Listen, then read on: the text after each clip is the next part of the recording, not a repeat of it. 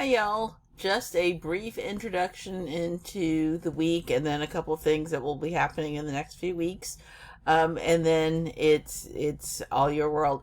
So this coming up week, we're looking at Bronfenbrenner's ecological model and kind of looking deeper into it and what that means not only for you but as far as child development, world development.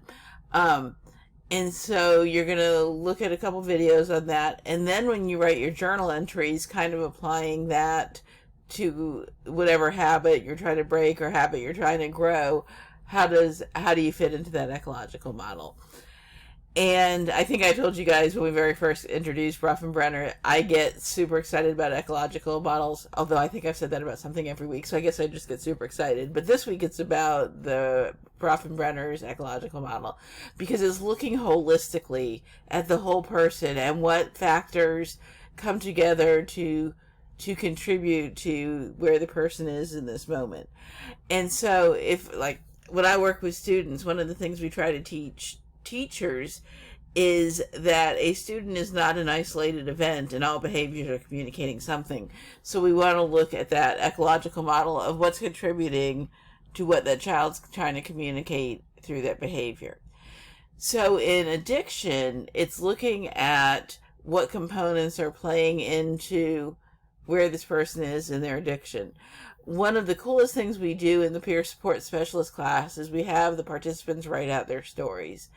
And it's exciting to see them begin to put all the pieces together about genetics and biology, but also about pain avoidance and emotional avoidance. And our author in the book, in the next chapter, the chapter in 4 and 6, which is not for this week, don't panic, start to talk about how she used some various classes of substances to not feel emotions. And so although we know addiction is, somebody said, very complex and complicated, and I think that's an awesome statement, because the origin of everybody's addiction is very complex and complicated. There's no one single factor that you can check off as the contributing thing. So what the ecological models are looking at, and Bronfenbrenner in specific, are what are the things that contribute to all of that in general and behavior, but then also in the larger scope for us, addiction. And so looking at the microcosm and the macro, and then how those all act together in the culture, is just fascinating. And if you look at addiction, they all come into play. Something within the world of the person starts to make numbing the senses feel better. There's the genetics, which is the world of the person. And then the environment contributes to that. And then the culture contributes to that. So looking at all those components. So this week, I got off my soapbox. Aren't you happy?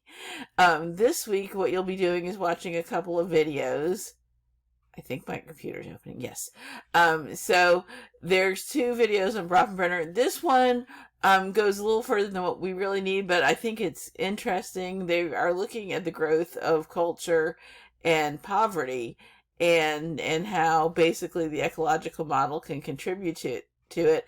And one of the cool things in this video, and I didn't know this, at the very end it talks about why Head Start started. And the roots of Head Start are actually in this ecological model. So I was pretty excited about that.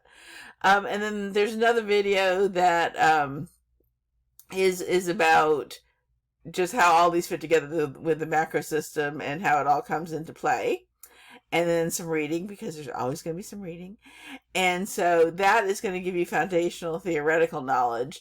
And then when you go to do your journaling as a part of your change project, you're going to kind of put it all together and apply the knowledge. So I like application. My computer just said, okay. So the things you're going to look at when you're doing your journal is, with your change project, the habit that you were trying to conquer that you listed a few weeks ago, or that you're trying to add into your world, what unexpected challenges have you encountered? What strong cravings, or if you're trying to add something new, avoidance problems have you had, and how did you handle it? But then my favorite, thinking about the psychological model, what factors influenced you in the development of all of this, and how did all of that come into play? At the end of the second video, they do a little homework assignment with kind of looking at the different circles and then the timeline under it. And if you want to include that in your journal, you're more than welcome to. You don't have to do that assignment. It's just a part of the video. But if you want to utilize it, it's pretty fun. What type of function is the behavior or lack of behavior serving in your life? And how does your experience so far relate to the concepts you've learned in this class? And some of them may and some of them may not, but looking at how we change our brain and what she's talking about the brain trying to reach homeostasis and trying to almost not really sabotage us, but sabotage us by trying to get what it needs for the equilibrium. Looking at, so if you are a person that's trying to do away with sugar, and we know that sugar has some addictive factors in the brain, and what is your brain trying to compensate when it's feeling like it's losing the sugar? How is it reacting, and how is it trying to almost make you eat sugar, sort of thing? So looking at all that. And then the grade breakdown is the grammar, evidence of deep reflective thought, and clearly stated ideas and opinions. So these bottom two, if you do super good in these, I'm not going to notice the grammar. I know I should encourage good grammar, but I'm a bigger fan of good content. So that is that for this week. And as always, if you have any questions, let me know.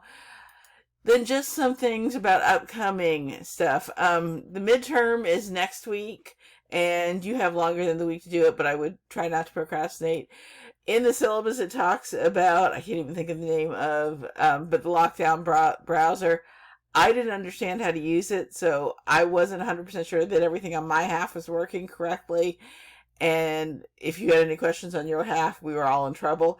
So I took it off. So that means raise your right hand and on your honor say you're not going to cheat or do anything that doesn't have integrity to it, because it's your integrity at stake.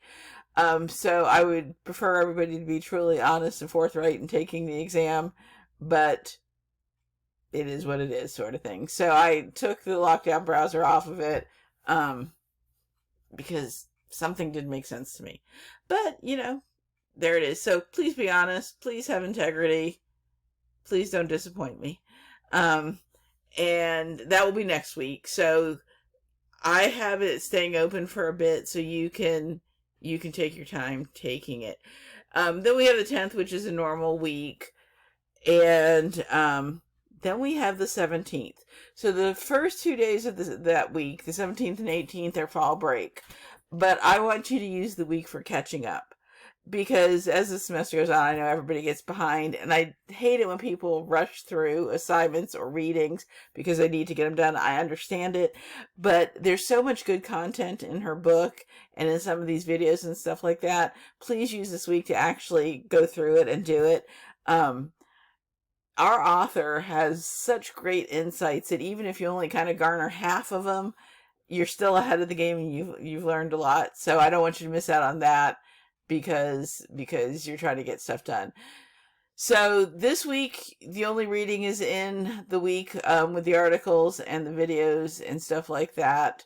And then next week we move on to chapter 4, which is opiates, and she does a good job of explaining them. There's also a few other books that I'm going to talk about that week that just are interesting, how the whole opiate problem came about.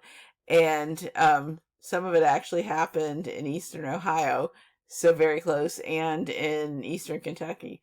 So of the things you don't want to be proud for of your state, there's one of them. But it's interesting how it all happened, and it was unfortunately some big business sort of thing that took a bad turn. So that's what's coming up this week. You're doing the stuff on the sheet and your journal entries, and you are pondering ecological models, especially Bronfenbrenner. I was doing so good with that. And just how that looks in the world of addiction, but also in yourself. I like to apply everything to self just because I think that's an easy thing, but how do all these come into play into your world, and ponder that. And then next week is the midterm exam. If you have any questions, let me know, and have a great week.